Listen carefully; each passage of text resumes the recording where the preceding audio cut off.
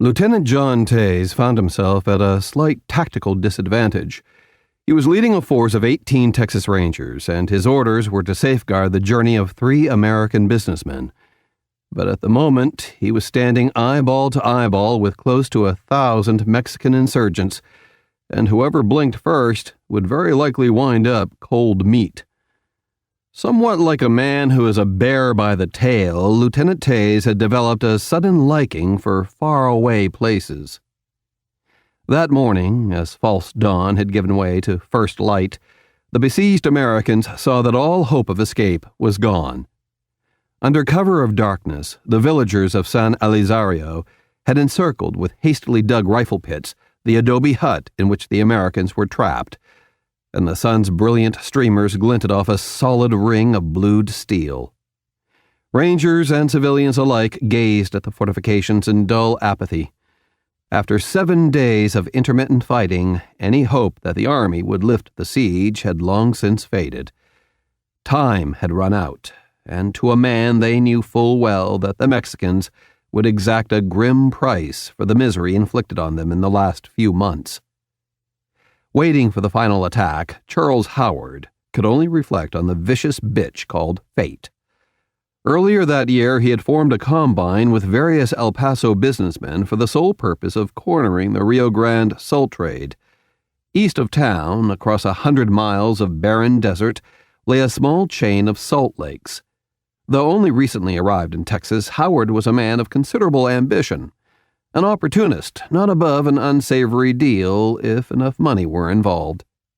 And he was quick to grasp that whoever held a monopoly on the Salt Lakes could name his own price for that precious commodity. Though Howard bore a remarkable resemblance to a well-fed hog, he was an affable, persuasive talker. Political skullduggery was a game he understood well, and within a short time, his combine had been allowed to file a claim on the distant lakes.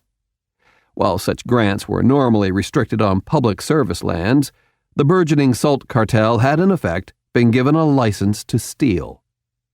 With legal possession of the lakes, they could collect a fee on every fanega of salt hauled away, and there were none to prevent them from raising the price to whatever the traffic would bear. But Howard and his cronies had miscalculated the temper of the people. Throughout the memory of many generations, natives from both sides of the Rio Grande had driven their ox carts to the dry lakes, braving a fortnight in the waterless desert so that their families might have salt. Moreover, they also bartered salt in the interior regions of Chihuahua, and the gummy cakes they gouged from the earth represented the primary money crop of every village along the border. The El Paso combine posed a threat not only to the natives' own humble needs, but more significantly, to the meager livelihood they'd been able to glean from the salt trade itself. Reaction was swift and violent. Under the leadership of Don Luis Cardis, the insurgents had captured Charles Howard at San Elizario, the village closest to the Salt Lakes. There they forced him to relinquish all claim to the disputed lands, presumably squelching his salt racket in the bud. Then, in exchange for his life, they extracted his promise never to return and sent him packing down the road. Though Howard was built along the lines of a whale, he was hardly a jovial, fat man accustomed to turning the other cheek.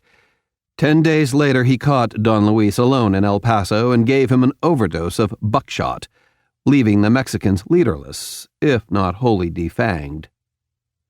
Public officials immediately set the telegraph wires humming, urging the governor to request assistance from troops stationed at nearby Fort Bliss. Of the 15,000 souls along the upper Rio Grande, roughly 1,000 were Norte Americanos. Should a race war erupt, they would be doomed by the sheer weight of numbers. More distressing still, El Paso was isolated by an arid waste of some 500 miles from the nearest American settlement.